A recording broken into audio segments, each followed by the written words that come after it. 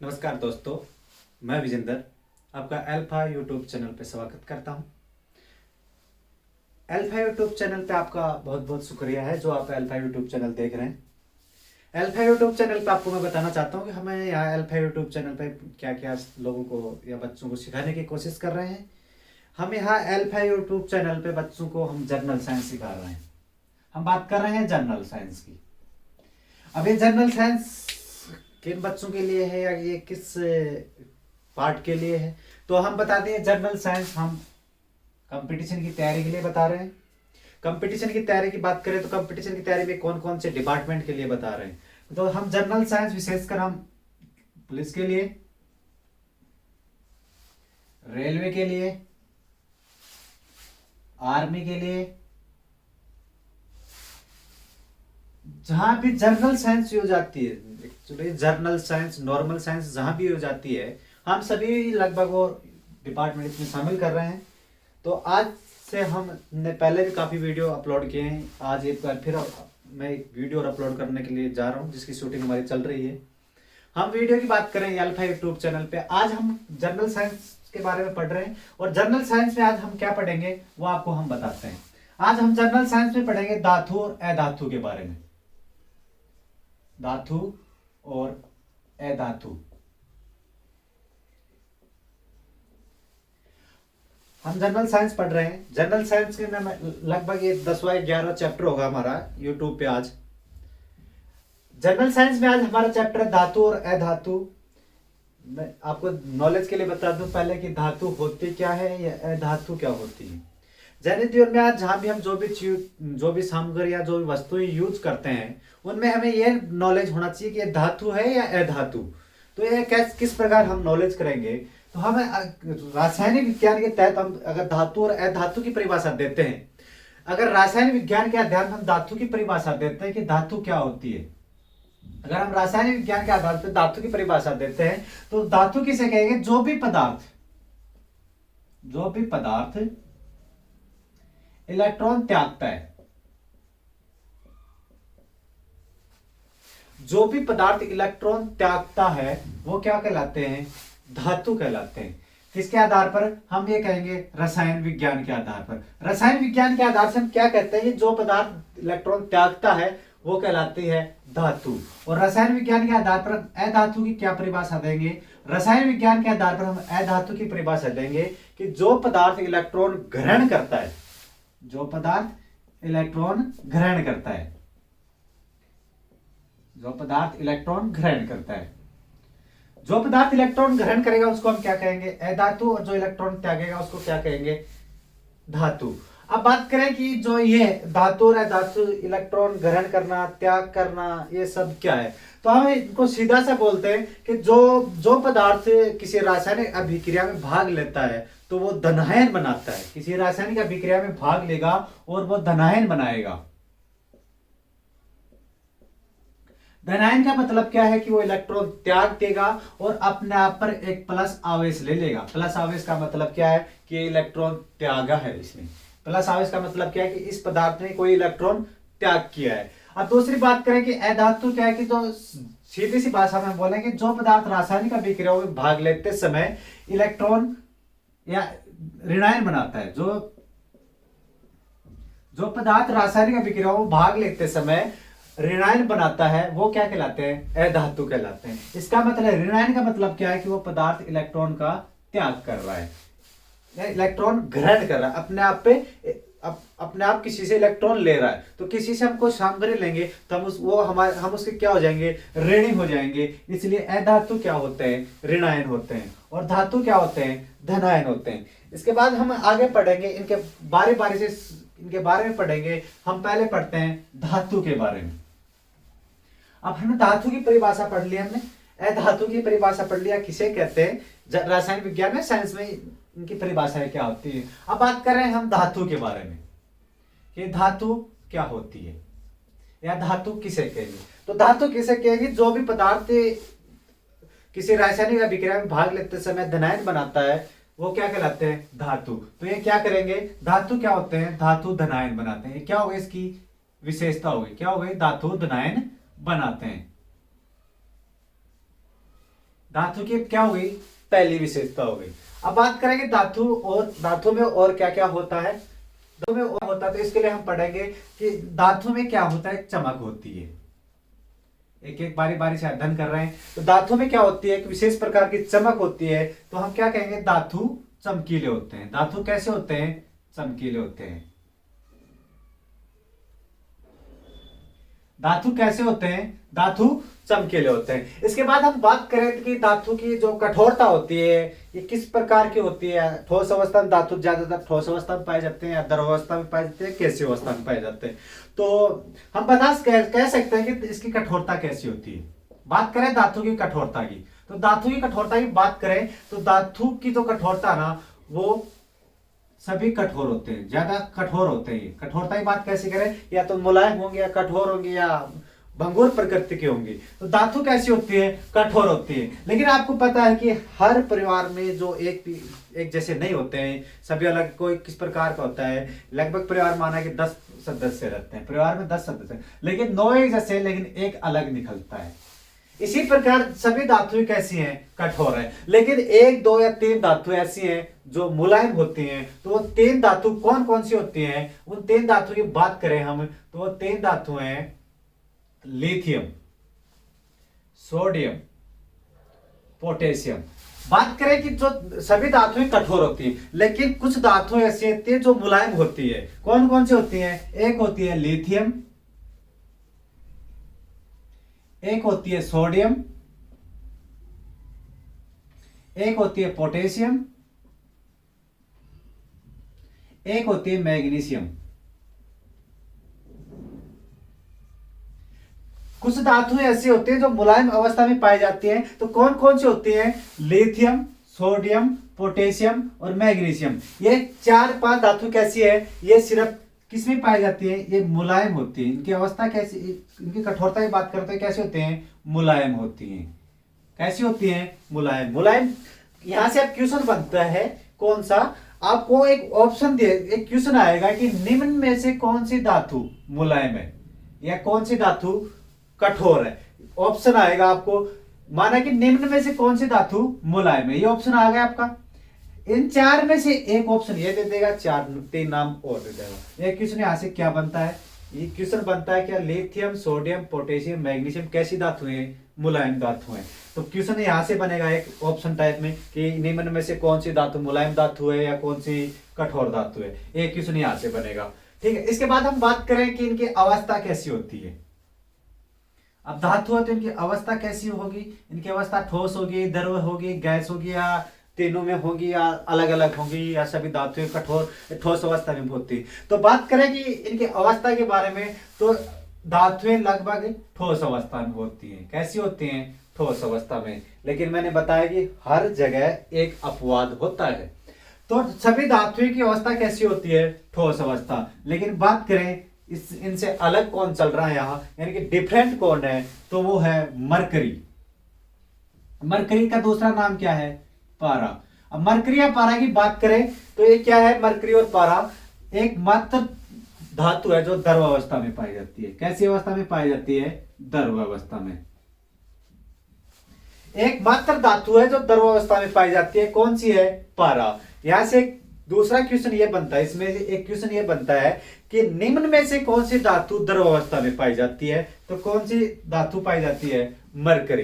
दूसरा क्वेश्चन यहां से ये बनता है कि धातु की अवस्थाएं कैसी होती हैं। तो धातु की अवस्था का सिर्फ एक क्वेश्चन आएगा कि धातु किस अवस्था में पाई जाती है, तो हमारा आंसर होगा ठोस अवस्था में पाई जाती है। लेकिन ये पूछे कि मरकरी किस अवस्था में पाई जाती है, तो पारा मरकरी किस अवस्था में पाई जाती है, द्रव अवस्था में पाई जाती है। और मरकरी एक क्या है, धातु है। इसके बाद हम बात करें इनकी तन्यता की। अब एक बात बता दूं आपको, ये तन्यता के गुण के बारे में बताने से पहले मैं आपको तन्यता जो शब्द है इसका तात्पर्य समझाता हूं आपको।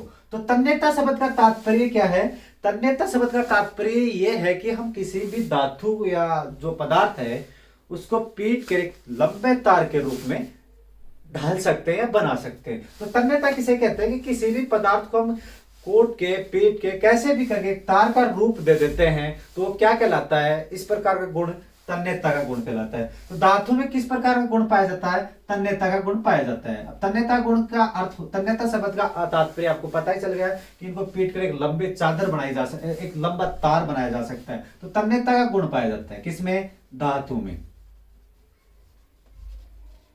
क्या पाया जाता है? तन्यता का गुण पाया जाता है धातु में। अब बात करें कि तन्यता का अर्थ क्या है? तन्यता करता है कि तार बनाया जा सकता है, तार बनाया जा सकता है। अब यहां से इंपॉर्टेंट क्वेश्चन क्या है? इंपॉर्टेंट क्वेश्चन ये है कि जो धातु में तन्यता का गुण पाया जाता है, नॉर्मल क्वेश्चन हो गया। लेकिन अब इसमें जो इंपॉर्टेंट क्वेश्चन होगा वो ये होगा कि सर्वाधिक तन्यता का गुण किस धातु में पाया जाता है?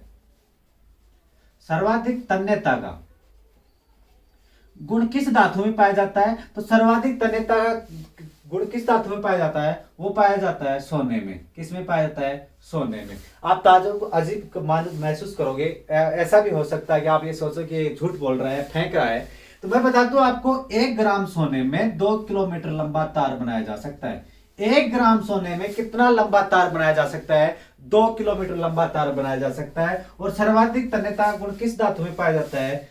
सोने में पाया जाता है। इसके बाद हम बात करें कि इनमें जो आघात वर्धनीयता के गुण के बारे में बात करते हैं। ये जो लिथियम, सोडियम, पोटेशियम, मैग्नीशियम, ये 4-5 धातु थी, कौन सी अवस्था में, एक कौन सी थी? जो वो धातु है जो मुलायम अवस्था में पाई जाती है। इनको मैं थोड़ी देर के लिए यहाँ से हटा देता हूं। अब बात करें कि आघात वर्धनीयता का गुण, किसके बारे में? आघात वर्धनीयता का गुण। आघात वर्धनीयता का गुण के बारे में बात करें तो आघात वर्धनीयता होता क्या है? जिस प्रकार तन्यता का अर्थ क्या आता है कि किसी भी धातु या किसी भी पदार्थ को हम उसको तार के रूप में बना, इसी प्रकार किसी भी पदार्थ को हम उसके चद्दर के रूप में बना सकते हैं। किसके रूप में? चद्दर के रूप में बना सकते हैं। या तो इस प्रकार गुण क्या कहलाता है? आघात वर्धनीयता कहलाता है। तो आघात वर्धनीयता क्या कहलाता है कि किसी भी पदार्थ को हम किसी भी पदार्थ को हम पीट पीट कर चद्दर का निर्माण, चद्दर बना सकते हैं। उसको क्या कहेंगे हम? आघात वर्धनीयता का गुण। तो धातु में आघात वर्धनीयता का गुण पाया जाता है कि नहीं पाया जाता है? तो इनमें आघात वर्धनीयता का गुण पाया जाता है। पाया जाता है ना, क्योंकि लोहे की हमने चद्दर देखी है। हमारे व्हाइट बोर्ड जो है ये भी एक चद्दर के रूप में जो एक धातु से बना हुआ है। इसके जो यहाँ पे जो कॉर्नर पे लगे हुए हैं ये एल्यूमिनियम से बनी हुई, ये भी एक चद्दर की तरह है। तो हम कह सकते हैं कि धातु में आघात वर्धनीयता का गुण पाया जाता है। इसके बाद हम बात करें कि इनमें जो विद्युत और ऊष्मा के चालक होते हैं या नहीं होते हैं। विद्युत और ऊष्मा के, विद्युत और ऊष्मा की जो इनके चालक होते हैं या कुचालक होते हैं उनके बारे में बात करेंगे। तो हम बताएं कि पहले तो आपको मैं चालक के या कुचालक है इसकी हम पहचान कैसे करें। तो इसके लिए मैं आपको बता दूं, हमने कोई एक लोहे की छड़ ली। पहले तो ये बता देता हूं कि आप ऊष्मा के चालक और कुचालक के बारे में कैसे पता लगाया। हमने एक ये लोहे की छड़ ली। क्या ली? लोहे की छड़। हमने एक लोहे की छड़ ली जिसका एक किनारा या एक किनारे को हमने आग से, एक किनारे को हमने आग से गर्म किया। किससे गर्म किया? आग से। हमने लोहे की छड़ को एक किनारे से गर्म किया। हम देखेंगे कि कुछ समय बाद ये लोहे की छड़ का दूसरा किनारा भी क्या होगा? गर्म होगा। हमने एक पहले सिरे पर हमने क्या किया? आग से गर्म किया। हम देखेंगे कि कुछ समय बाद ये दूसरा सिरा भी अपने आप गर्म होने लगेगा। हमने आग कहाँ लगाई थी? पहले सिरे पे। दूसरा सिरा भी ऑटोमेटिक गर्म हो रहा है, अपने आप गर्म हो रहा है। इससे हम क्या कह सकते हैं कि इसमें ऊष्मा का चालन हो रहा है, यानी कि एक सिरे से दूसरे सिरे की तरफ ऊष्मा गति कर रही है। तो हम क्या कह सकते हैं कि धातु जो ऊष्मा की चालक या कुचालक की परिभाषा क्या होगी कि हमने लोहे की छड़ ली, उसको एक सिरे को हमने गर्म किया, दूसरा सिरा भी थोड़ी देर समय बाद अपने आप गर्म होता है। तो इस प्रकार जो क्रिया होगी दूसरे सिरे का गर्म होना वो चालक में होते हैं। इसी प्रकार हम अगर किसी लकड़ी की छड़ लेते, हमने क्या ली? एक लकड़ी की छड़ ली। ठीक है, उन लकड़ी की छड़ को हमने एक सिरे को गर्म किया। हम देखेंगे कि कुछ समय बाद या बहुत समय बाद भी सिर्फ एक सिरा ही गर्म होगा इसका। ये दूसरा सिरा जो है या दूसरा जो मुख है इसका वो क्या रहेगा? ठंडा रहेगा। तो ये क्या हो जाएगा? ये हो जाएगा कुचालक। किसका? ऊष्मा का। और ये क्या हो जाएगा, चालक किसका, ऊष्मा का। तो ऊष्मा के चालक और कुचालक के बारे में आपको समझ में आया कि चालक किसे कहेंगे और कुचालक किसे कहेंगे। हम बात करेंगे जो ये धातु होती है विद्युत और ऊष्मा की चालक या कुचालक होती है, कैसी होती है। तो बात करें हम धातु की, तो विद्युत की धातु है ना, वो विद्युत की कैसी होती है, चालक होती है। विद्युत की क्या होती है, चालक होती है। बात करें कि ऊष्मा की क्या होती है, तो ऊष्मा की भी ये क्या होती है, चालक होती है। हम बात कर रहे हैं कि जो धातु होती है वो विद्युत और ऊष्मा की दोनों की चालक होती है। इसके बाद हम बात करें कि इनके जो घनत्व के बारे में। एक मिनट, ये थोड़ा व्हाइट बोर्ड हमारा पूरा हो गया है, भर गया है, आप इसका स्क्रीनशॉट ले लीजिए। हम उसके बाद में आपको बताएंगे इनके घनत्व के बारे में, इनके ऑक्साइड के बारे में, इनमें धान्विक गुण के बारे में। आप फट से इनका स्क्रीनशॉट लीजिएगा। हाँ जी, अब हम पढ़ रहे हैं धातु के अगले गुण के बारे में। धातु में जो अगला गुण होगा वो कौन सा होगा। अभी तक हमने पढ़ा इनमें तन्यता गुण होता है, आघात वर्धनता गुण होता है, ऊष्मा के चालक होते हैं, ये कठोर अवस्था में होते हैं, मैग्नीशियम, पोटेशियम, कैल्शियम, ये कौन सी अवस्था में पाए जाते हैं, ये मुलायम होती है। एक मात्र धातु है जो मरकरी, जो द्रव अवस्था में पाई जाती है। अब बात कर रहे हैं हम इनके घनत्व के बारे में। किसके बारे में बात करें, घनत्व के बारे में। तो जो भी सभी धातुएं हैं या जो सभी धातुएं होती हैं उनका घनत्व क्या होता है, अधिक होता है। घनत्व क्या होता है, अधिक होता है। ठीक है, अब घनत्व अधिक होता है तो हम ये भी कह सकते हैं कि इनका गलनांक होगा। घनत्व अधिक है तो हम ये कह सकते हैं कि अगर इनका घनत्व अधिक है तो गलनांक भी क्या होगा, अधिक होगा। घनत्व अधिक है तो गलनांक भी अधिक होगा। तो सभी धातुओं का है ना घनत्व और गलनांक दोनों अधिक होते हैं। लेकिन मैंने आपको बताया सभी एक जैसे नहीं होते, कुछ अपवाद होते हैं, कुछ अलग चलने वाले होते हैं। तो बात कर रहे हैं कि जो घनत्व सभी धातुओं का अधिक होता है, गलनांक सभी धातुओं का अधिक होता है, तो इनमें जो अलग चलने वाले कौन कौन से हैं। तो इनमें जो अलग चलने वाले की बात करें तो एक तो सोडियम, सोडियम और पोटेशियम। सोडियम और पोटेशियम क्या होते हैं, सभी धातुओं का गलनांक अधिक होता है, घनत्व भी अधिक होता है। लेकिन सोडियम और पोटेशियम का घनत्व और गलनांक, घनत्व और गलनांक क्या होता है, कम होता है।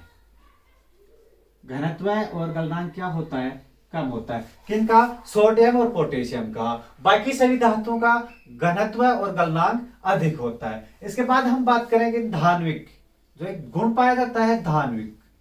अब इस धान्विक शब्द का अर्थ या तात्पर्य क्या है। धान्विक शब्द का जो तात्पर्य होता है, जो अर्थ होता है, वो ये होता है कि किसी भी पदार्थ को हम किसी ठोस पदार्थ से मारने पर या उसको पीटने पर क्या हो, आवाज उत्पन्न हो। किसी भी पदार्थ को हम किसी ठोस पदार्थ से मारे तो एक ध्वनि उत्पन्न होती है या आवाज उत्पन्न होती है, वो गुण क्या कहलाता है, धान्विक गुण कहलाता है। तो हम बात करेंगे धान्विक गुण। तो धातु में क्या होता है, धान्विक गुण पाया जाता है। किसमें, धातु में धान्विक गुण पाया जाता है। धातु में धान्विक गुण पाया जाता है क्योंकि हम किसी भी धातु को किसी ठोस पदार्थ से पीटते हैं तो एक आवाज उत्पन्न करते हैं, जिसको हम क्या कहेंगे, धान्विक गुण। इसलिए हम कह सकते हैं कि धातु में धान्विक गुण पाया जाता है। इसके बाद हम बात करेंगे धातु ऑक्साइड की।